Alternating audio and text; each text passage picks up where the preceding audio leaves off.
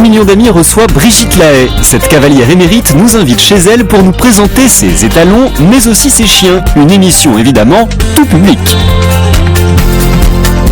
À Munich, en Allemagne, une ambulance est spécialement réservée à nos 30 millions d'amis.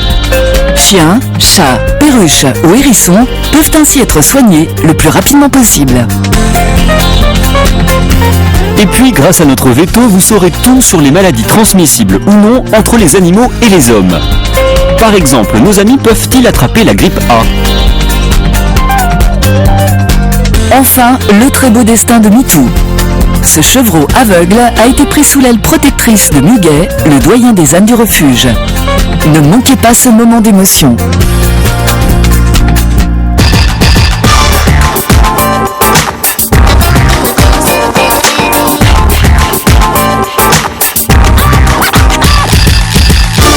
Star et égérie du cinéma X dans les années 70, en pleine libération sexuelle, Brigitte Lahaie est aujourd'hui une journaliste et un écrivain accompli. Depuis 2001, elle anime une émission de radio qui traite des relations amoureuses et sexuelles. Bonjour 30 millions d'amis, bienvenue chez moi, suivez-moi. Pour 30 millions d'amis, cette fine psychologue nous ouvre les portes d'une vie qui en étonnera plus d'un, n'est-ce pas messieurs ? C'est à 80 km de Paris que Brigitte est installée. Une imposante propriété, mais il faut bien ça tant ces animaux sont nombreux. Et les premiers à répondre présent, ce sont eux, ces 4 dogs allemands. Et leurs noms n'ont pas été choisis au hasard. Voici Volupté, 5 ans, Sexy, 9 ans, Divinity et Démonia, toutes les deux âgées de 10 mois. Avec son mari Patrick et les chiens, les parties de football sont plutôt endiablées. Au fait Brigitte, pourquoi aimer autant ces colosses canins ? J'aime le dog parce que c'est un chien qui est à la fois très proche de son maître et en même temps très débonnaire. Mais il faut quand même les dresser, quoi. Mon premier dog, j'ai eu envie de l'avoir pour des questions de physique. Donc là, on est dans un rapport narcissique. Hein. Quand on choisit d'abord un chien par rapport à son aspect physique, c'est évidemment parce que narcissiquement, on se reconnaît dans ce chien-là. Hein. D'accord, vous vous reconnaissez physiquement dans le dog, c'est ça que vous dites ? Je suis en train de vous le dire, absolument, mais je suis consciente de vous le dire. Bien, je vous propose qu'on aille voir les chevaux maintenant. Qui est votre grande passion, finalement ? Les chevaux, c'est une passion qui remonte presque à mon enfance et que j'ai pu réaliser quand j'avais 20 ans. Et c'est grâce à eux que je vis en pleine nature, voilà. Je leur dois ça. Brigitte, une femme qui aime la nature, et la nature le lui rend bien. Peut-être ce qui pourrait comme ça étonner les téléspectateurs, c'est le côté naturel. C'est vrai que quand je passe à la télévision, en règle générale, je suis maquillée, j'essaye d'être coiffée, alors que chez moi, justement, je profite d'être chez moi pour ne pas me maquiller, ne pas me coiffer et rester naturelle. Il y a trop de mouches, mon garçon. Il y a trop de mouches. Et si le bonheur est vraiment dans le pré, Brigitte est une femme comblée. Autour de la maison, plusieurs hectares pour elle et ses chevaux. Et c'est vrai que c'est formidable d'avoir un cheval en club, d'avoir son cheval, mais les avoir chez soi, il se crée un lien qui est complètement... je suis pas bien coiffée, c'est ça, hein? Il se crée un lien qui est autre, quoi. Puis ils ont une qualité de vie. Un cheval, c'est pas fait pour être enfermé 23 heures dans un box, quoi. Il y a rien à faire. Donc on a vraiment une qualité de vie pour eux qui est extraordinaire. Une passion XXL qui remonte à l'enfance. À 12 ans, elle ne jure que par le film Train blanc, une fable poétique captivante. Cette complicité entre un petit garçon et un cheval sauvage la fascine. Moi, ce qui m'intéresse, de toute façon, dans l'être vivant, c'est son fonctionnement psychique. Les chevaux, c'est plus compliqué que les chiens, parce qu'un cheval, on lui demande beaucoup de choses. On lui monte sur le dos. Si en plus on fait de la compétition, on lui demande d'être performant. Donc, c'est pas toujours simple. C'est une histoire de couple, les chevaux. Donc vous pouvez avoir un coup de foudre et puis ça n'aboutit sur rien, et puis vous pouvez avoir une rencontre comme ça, un peu raisonnable, et qui finalement aboutit sur une grande histoire d'amour, quoi. Passons au questionnaire animalier. Vous êtes plutôt à cheval sur les principes? Pas du tout. Est-ce que ça vous arrive de monter sur vos grands chevaux? Ça peut m'arriver, oui. On dit de vous que vous êtes rusé comme un renard? Rusé, non, c'est pas le terme. On vous connaît pour votre franchise, vous êtes du genre à appeler un chat, Une chatte, oui. Alors vous êtes plutôt éléphant dans magasin de porcelaine ou agile comme un chat? Ah, je dirais plutôt agile comme un chat, oui. Vous avez une mémoire d'éléphant ou de poisson rouge? Ah, j'ai une mémoire rancunière d'éléphant, oui. Bavarde comme une pie? Pas vraiment, non. Ni voleuse, d'ailleurs. Si on vous fait un mal de chien, vous portez la queue entre les jambes, vous versez des larmes de crocodile ou vous gueulez comme un putois? Oh, je me ferme comme une huître. Est-ce que vos amis disent de vous que vous avez une araignée au plafond? Ah non. Il n'y a pas de poule d'araignée chez moi. Ça vous est déjà arrivé de poser des lapins? Non plus. Non. Parce que quand on pose des lapins, on ne voit pas la pine. Est-ce que vous êtes du genre à sauter du coq à l'âne? Ah, pas du tout. Je ne saute ni le coq ni l'âne. Fier comme un paon? Non, je ne suis pas la roue. Est-ce que vous êtes têtu comme une mule? Ça va, toi? Un peu têtu, oui, un peu quand même. Les chevaux connaissent parfaitement les lieux, ils rentrent seuls au box.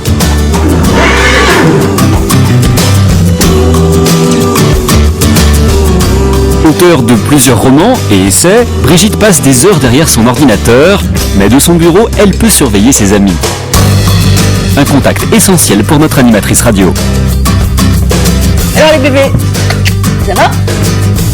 Le fait de vivre avec des animaux, non seulement ça apaise, mais ça donne du sens, je crois. Ils sont dans l'instinct, dans l'immédiateté, mais en même temps ça nous ramène à ce qui est fondamental, quoi. Je veux dire, la vie c'est d'abord manger, baiser, dormir, quoi. Et quand on se fait des nœuds dans la tête, c'est pas terrible. Et l'animal en ça, oui, nous ramène à ces valeurs qui sont les valeurs essentielles de la vie, quoi. Le meilleur moment de la journée reste l'entraînement. Depuis plus d'1 an, elle monte chrono.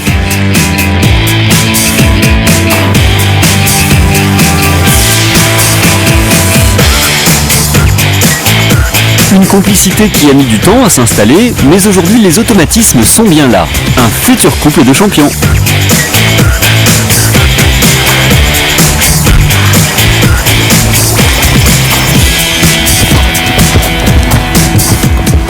Moi j'ai beaucoup travaillé sur la relation homme-cheval, et je pense que chez les cavaliers, on recherche dans le cheval quelque chose qui est de l'ordre de la fusion avec la mère. Parce que quand on est sur un cheval, on est bercé, comme quand on était bébé dans les bras de sa mère.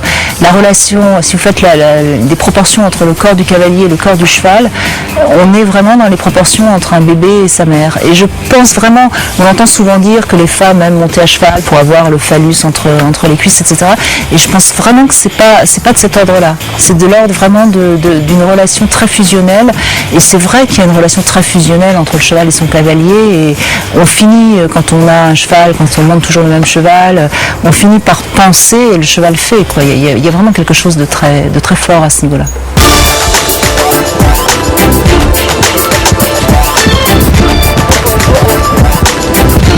À l'intérêt de la compétition, c'est que ça donne un objectif au fait de travailler les chevaux et puis ça permet ça permet de se maintenir dans le coup, comme on dit. Tant qu'on n'a pas fait de compétition, on ne prend pas conscience de la difficulté que ça représente de former vraiment le couple. Et ce qu'il faut comprendre, c'est que le cheval, quand on est à pied, on le dirige avec, je dirais, des rapports presque comme on ferait avec un chien, et il nous respecte, etc. Et même si on n'est pas cavalier, on est capable de gérer un cheval avec un minimum de connaissances, évidemment.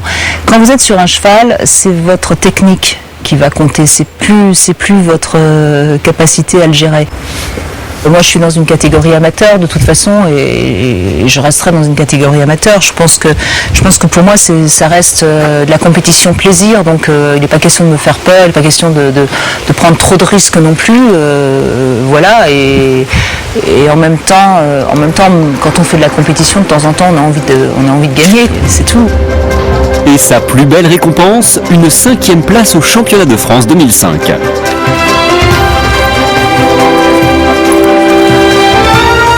Une passion qu'elle a transmise à son mari Patrick. Doucement les filles. Mais il l'avoue lui-même, pour l'heure, l'élève est loin de dépasser la maîtresse. J'ai eu la chance d'avoir une professeure extraordinaire qui est Brigitte, qui a tenu compte à la fois de la psychologie des chevaux que j'ai pu avoir et de la mienne, parce que c'est pas simple de mettre quelqu'un à cheval qui n'en a jamais fait. J'avais même peur des chevaux au début et aujourd'hui c'est devenu une passion. C'est marrant parce que Patrick a des sensations à cheval, il a une sensibilité qui fait que par moment c'est un bon cavalier et puis par moment il est polytechnicien donc c'est plus fort que lui, il intellectualise et là il devient très mauvais parce que oui mais j'ai fait ça et le cheval il n'a pas fait ça et voilà, donc il faut à nouveau un peu de patience pour qu'il revienne dans ses sensations. Ouais. Si on se met à réfléchir on n'est plus bon quoi, il faut vraiment laisser le corps parler quoi. Salut.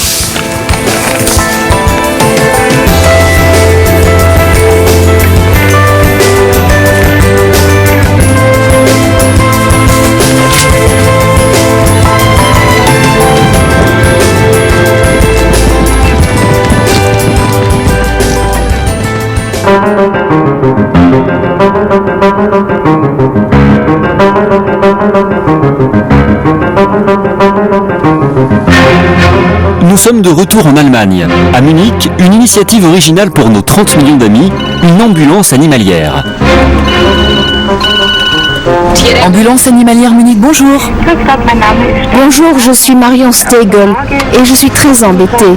Je ne sais pas quoi faire avec mon chien. Depuis hier, il vomit et il a la diarrhée. Quelques minutes après l'appel, Sylvia, vétérinaire et ambulancière, arrive chez la famille Steigel. Une aubaine car nous sommes dimanche et tous les cabinets vétérinaires sont fermés. La famille a passé une nuit blanche, leur chien est très malade, il ne cesse de vomir.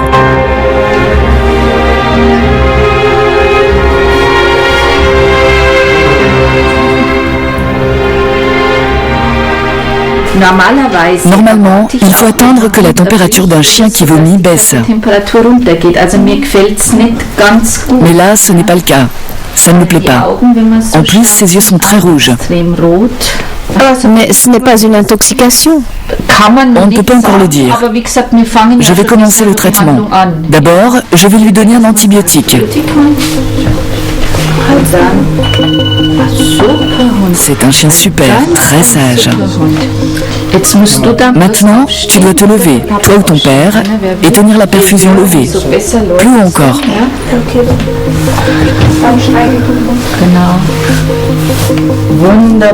Fini. S'il continue à vomir dans 3 ou 4 heures, amenez-le à la clinique. Mais je lui ai donné des médicaments puissants qui normalement devraient l'aider. On l'a depuis qu'il a 4 mois. C'était en novembre dernier. Normalement, il est très vif, mais là, il a vraiment l'air très abattu. C'est d'habitude un chien de bonheur, très doux. Un vrai amour.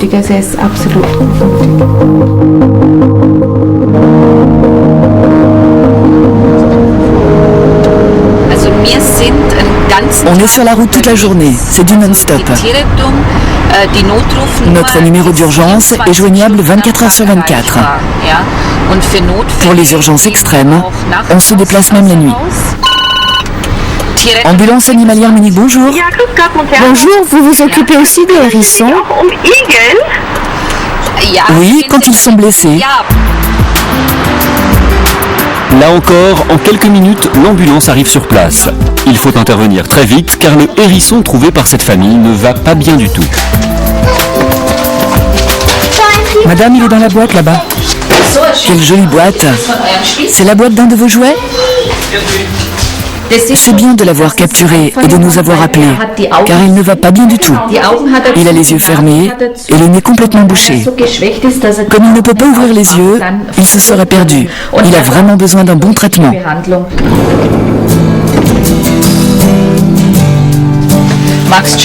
Tu veux voir? Regarde, je ne le touche qu'avec le gant. Comme ça, je le tiens bien. Il a un très mauvais rhume. Je vais lui faire une injection d'antibiotiques et l'amener au refuge de Munich. Pour les animaux domestiques, les propriétaires paient le tarif normal d'une consultation vétérinaire. En revanche, les interventions sur les animaux sauvages sont gratuites car elles sont financées par les dons. L'ambulance animalière de Munich existe depuis 2001 et l'année dernière, elle a effectué pas moins de 2324 interventions. On part pour une nouvelle urgence. Il s'agit d'une perruche qui a la diarrhée depuis plusieurs jours et qui ne va pas bien du tout.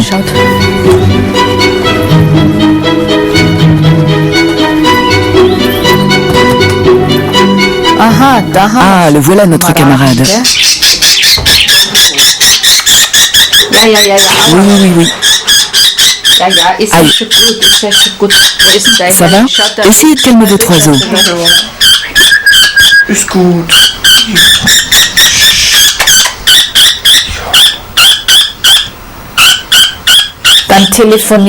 Le mieux, c'est que vous appeliez la clinique aviaire. C'est mieux. Il faut vraiment qu'il soit vu par des spécialistes. Il arrive parfois que seul un spécialiste soit à même de faire le bon diagnostic.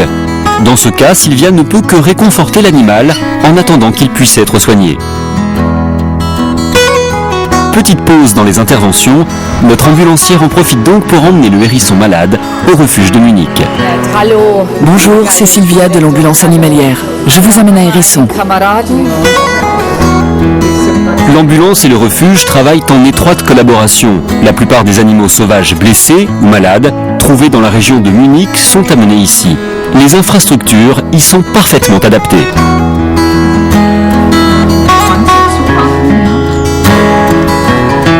L'infirmerie du refuge ne désemplit pas, alors que le hérisson s'endort pour recouvrer ses forces des petits canards cancanes. Sylvia les a amenés il y a quelques jours. Pendant la saison des naissances, on est souvent appelé pour des canetons orphelins. On intervient alors immédiatement, on les attrape et on les amène au refuge où ils sont élevés.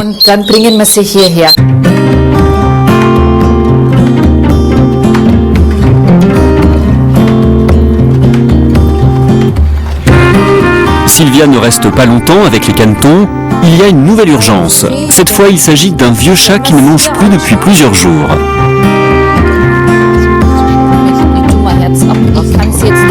Très maigre, il a beaucoup de mal à se déplacer. Un premier examen montre également que son cœur est très faible. Ses dents ne sont pas dans un meilleur état. Le matou devra être opéré. Je vais lui injecter des vitamines afin de tenter d'aiguiser son appétit. Pendant ce temps, réfléchissez chez quel vétérinaire vous pouvez aller dans les prochains jours avec lui.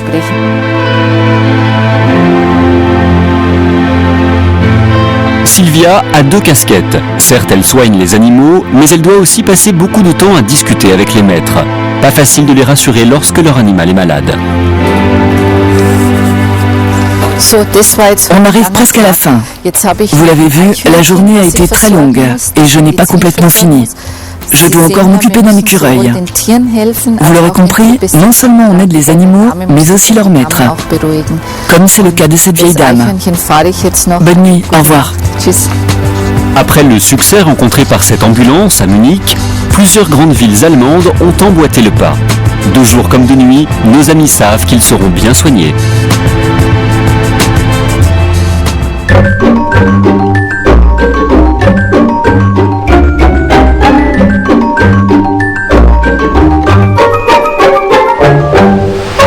Cette semaine, notre rubrique Vos questions vous dit tout sur les possibles transmissions de maladies entre humains et animaux. Je vous présente Dylan, qui a 1 an et 4 mois. Actuellement, on a tous entendu parler de la grippe A, on ne parle que de cela. Et je me demandais si mon petit chien risquait d'attraper la grippe A. Alors la question sur la grippe est une question qui revient très souvent dans nos salles de consultation. Alors il faut être très clair à ce sujet. En aucun cas le chien ou le chat ne peut attraper une maladie qui s'apparente à la grippe. En ce qui concerne les chiens, il y a une maladie qui peut être apparentée en termes de symptômes à la grippe, c'est ce qu'on appelle la toux de chenille. Donc la toux de chenille est aussi une maladie qui va être plus fréquente cet hiver. Donc si votre chien se met à tousser, il ne faut absolument pas s'inquiéter, aller consulter son vétérinaire, c'est tout. Autrefois, on parlait de la rage, on disait qu'il y avait des risques de contamination pour l'homme. Pourriez-vous me dire ce qu'il en est aujourd'hui ? La rage est loin d'être une maladie historique. C'est une maladie qui est toujours d'actualité. Rien que l'an dernier en France, il y a eu environ une dizaine de cas de rage. Et c'est actuellement même la seule maladie mortelle qui soit transmissible du chien ou du chat à l'homme. Il est extrêmement important de vacciner contre cette maladie. Aussi, surtout, ne jamais ramener d'animaux lorsqu'on part en vacances à l'étranger. On peut ramener la rage dans ses bagages. Et une dernière règle, si on se fait mordre par un chien ou par un chat, même si c'est dans un contexte familial, même si c'est chez soi, il est très important de déclarer la morsure, donc d'en parler à son vétérinaire ou à son médecin. Hier, une de mes amies me disait avoir été très malade à cause d'une tique probablement apportée par son chien. Donc j'avoue que je suis un petit peu inquiète et je souhaiterais savoir quelles précautions je dois prendre vis-à-vis de mes enfants et de moi-même. Le risque de transmission de maladies à l'homme par des tiques est un risque non négligeable. Et il y a en particulier une maladie qui est extrêmement fréquente et très grave qu'on appelle la maladie de Lyme. Par conséquent, si on se fait piquer par une tique, il est important d'en parler et d'aller consulter son médecin généraliste. J'ai 2 enfants qui jouent beaucoup avec Dylan, qui le caressent. Dylan leur lèche les mains, le visage. Je souhaitais savoir s'il y avait un risque que Dylan leur transmette une maladie. Il n'y a pas de risque majeur à se faire léchouiller par son chien, et si votre fille adore lui faire des câlins et que c'est sa manière de communiquer avec son chien, surtout il ne faut pas l'empêcher. Par contre, il y a une précaution particulière à prendre qui consiste à vermifuger votre chien. Pourquoi ? Parce que les parasites digestifs, c'est vraiment le seul risque majeur de maladie qui puisse être transmis à l'enfant. Donc on vermifuge au minimum tous les 4 mois, c'est-à-dire 3 fois par an. Mon fils a des problèmes d'allergie, je lui ai fait faire des tests, il est allergique aux poils de chat. J'avoue que j'ai quand même acheté un petit chien il y a 1 an. Pour l'instant, tout va bien. Et est-ce que vous pensez qu'il y a des risques ou que ça va continuer à bien se passer ? Ce n'est pas parce que votre fils est allergique aux poils de chat qu'il l'est forcément aux poils de chien. En effet, le chien, lui, ne va pas passer, contrairement au chat, sa journée à faire sa toilette et à se lécher. Il faut savoir que dans nombre de cas, l'allergie est en fait non pas une allergie directement aux poils, mais à la salive qu'il va déposer sur ses poils. Or, le chien, lui, va passer beaucoup moins de temps à se lécher que le chat. C'est pour ça que les allergies sont beaucoup moins fréquentes sur le poil de chien que sur le poil de chat. Des conseils à retrouver sur france3.fr.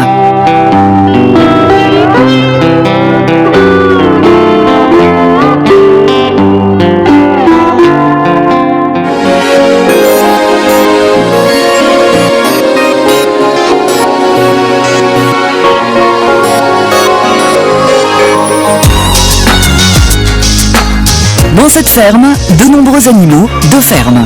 Jusqu'ici, rien de plus normal. Sauf que tous ceux qui sont ici ont eu des destinées pour le moins chaotiques. Cette ferme du bonheur est une association créée il y a maintenant 10 ans.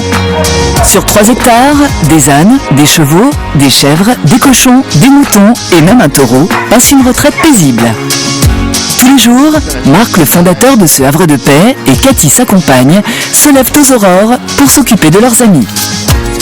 On commence toujours par du pain sec, pas trop parce que c'est pas trop bon pour eux, et ensuite ils auront le foin. Ils sont toujours proches, ils ont leur habitude de nous voir, ils savent qu'ils vont manger ou qu'on va les soigner, quand ils ont soif, ils nous font savoir. Allez, tiens. On est très proches des animaux, très proches avec Cathy. Et c'est un bonheur, c'est un bonheur.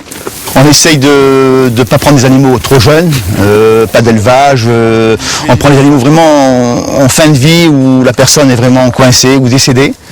Ou comme les personnes des fois n'ont plus de terrain, n'ont plus d'argent, sont au RMI, ne peuvent plus avoir de nourriture. Chacun de ces cabossés de la vie a son histoire, toujours très douloureuse. Ça c'est Cachou. Cachou, c'est un âne qu'on a récupéré, que la SPA nous a appelé parce qu'il est attaché avec une chaîne et un cadenas par ses maîtres. Donc la SPA nous a appelé pour le récupérer. Et là, il est bien, il se met à l'ombre, et quand il pleut, il se met à l'abri de l'eau. Et donc c'est nécessaire de faire des cabanes et des abris pour leur bien-être. Je vais rajouter un petit clou-clou. Là, quand je bricole, les ânes sont près de moi. Parce qu'ils regardent le travail que je fais. Si ça ne convient pas, ils me le disent. Pour les chouchouter, Marc et Cathy, mais aussi des bénévoles qui viennent de temps à autre leur donner un coup de main.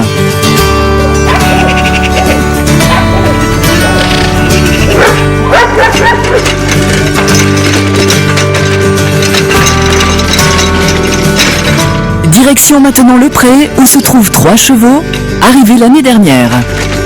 Alors voici Vive du Matin. C'est une ancienne trotteuse de tiercé. Elle a 20 ans. Et maintenant, elle est en retraite. Il y a une copine, c'est une jument qui est très jeune, qui a 4 ans et demi, qui était donc destinée pour la boucherie. C'est une dame qui l'a sauvée aussi. Donc elle nous l'a amenée, on l'a adoptée, et elle a 4 ans et demi. Pour un vieux cheval, d'avoir une jeune jument ou un jeune cheval en compagnie, ça leur permet de leur donner un petit coup de sang, de courir, de jouer. C'est important de les mélanger. On ne met pas de côté les vieux et les jeunes de l'autre. Voilà. Coucou les bébés, comment ça va? Ce n'est pas Muguet, l'âne doyen, qui dira le contraire. C'est lui qui a pris sous son aile le destin du dernier arrivé, Mitou. Mitou, viens voir, j'ai ton lait avec moi. Ce chevreau, âgé de 3 mois, né avec une dystrophie de la cornée, est aveugle. Son propriétaire ne voulant pas le garder, il a échappé de peu à l'euthanasie. Une dame a pris pitié de lui et s'est occupée de lui trouver un endroit, des gens qui veuillent bien l'accueillir, et ça a été nous. Mitou se sent plus à l'aise avec des animaux qui sont calmes et qui, par exemple, on ne peut pas le mettre avec d'autres chèvres parce que les chèvres, ça remue beaucoup et il prend des coups, etc. Alors que Muguet est très calme, il ne bouge pas beaucoup, donc c'est l'entente parfaite.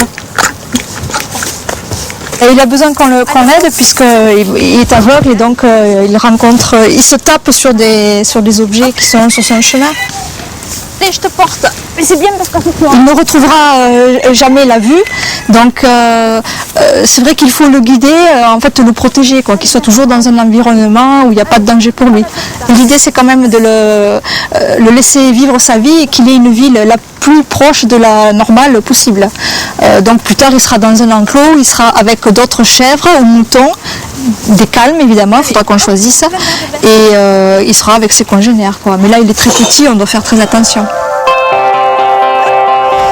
Bon ben voilà, là c'est un endroit où on risque rien. Depuis qu'il est avec son copain, tout va bien. Très vite, il a pris de l'assurance.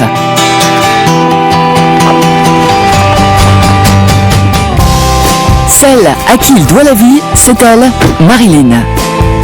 Après une très longue route, elle va le revoir pour la première fois. Bonjour. Je suis contente de vous revoir. D'après 300 km de route, la première chose que j'ai envie de faire, c'est d'embrasser Mitou. Très très fort. Il a fait des progrès? Oui, il est beaucoup moins craintif, il s'est habitué à son nouvel environnement. Les odeurs, les bruits. Il a son copain, il répond quand on l'appelle. Voilà. Mitou? Mitou? Mitouné?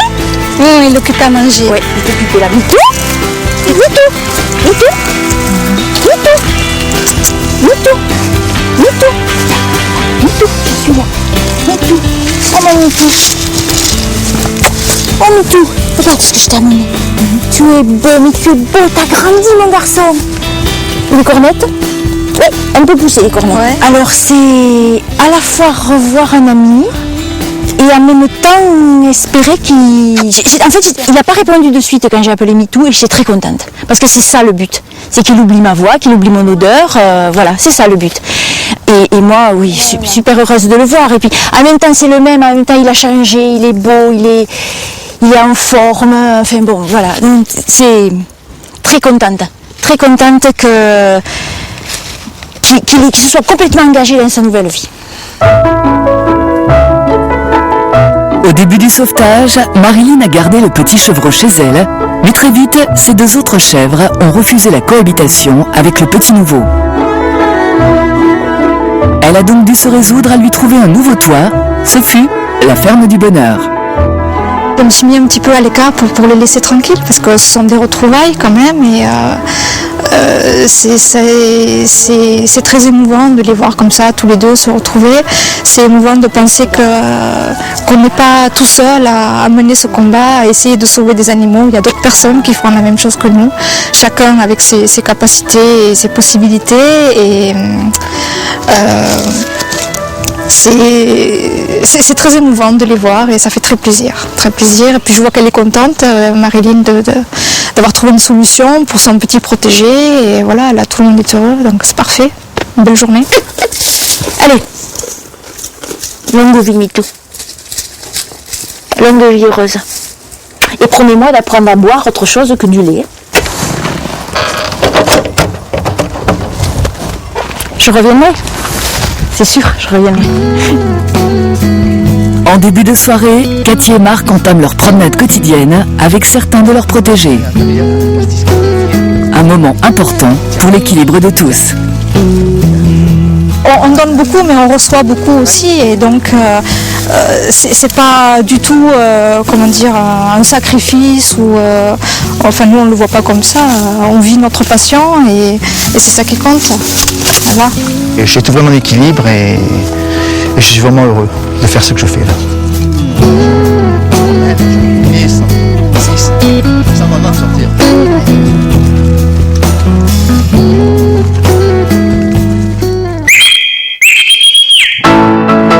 Parmi les reportages de la semaine prochaine, encore des ânes, mais cela porte la culotte. Cela se passe sur l'île de Ré, où c'est une tradition bien ancrée. Au week-end prochain donc, dès 12h50, et merci de votre très grande fidélité à tous nos rendez-vous.